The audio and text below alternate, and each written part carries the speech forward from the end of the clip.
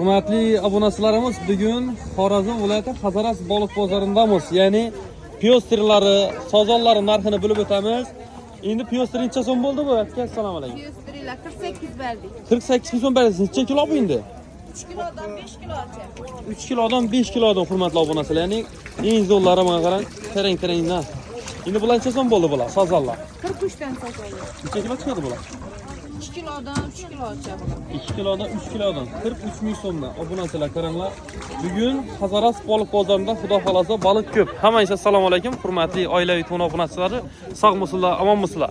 Bugungi video roligimizda Xorazm viloyati Hazaras baliq bozorini ko'ramiz. Ya'ni to'liq videomizni ko'raman desangizlar, Shuhrat Sodlayev kanalimizga o'tib ko'rishingiz mumkin. Qashag'amiz videomizning obunachilar.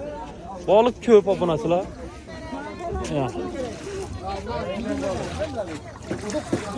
Bugun xalada oq baliq necha so'm bo'ldi ekan? Assalomu alaykum. 30 ming so'm bo'ldi yana. 30 ming so'mdan hurmatli obunachilar. 2 kilolik.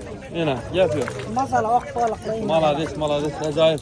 Savdongiz barsin, sog' bo'ling. Xudoyim borlarimiz zaman sağ kelaverga bo'lib toshib oladilar ina.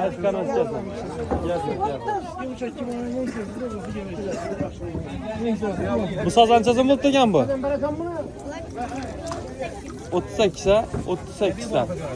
38 ming so'm. Yana. Hurmatli obunachilar, eng zo'r baliqlar xudo xolasa sozonlar bugun 43 ming so'mdan bordi, 40 ming so'm.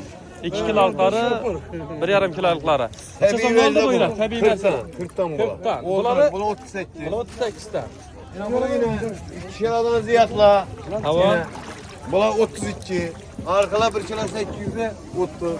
30. Hatta o yacumazalı. bo'ldi. Savdongiz barsin esa. Yaxşı, rahmet sizlere sağ olun.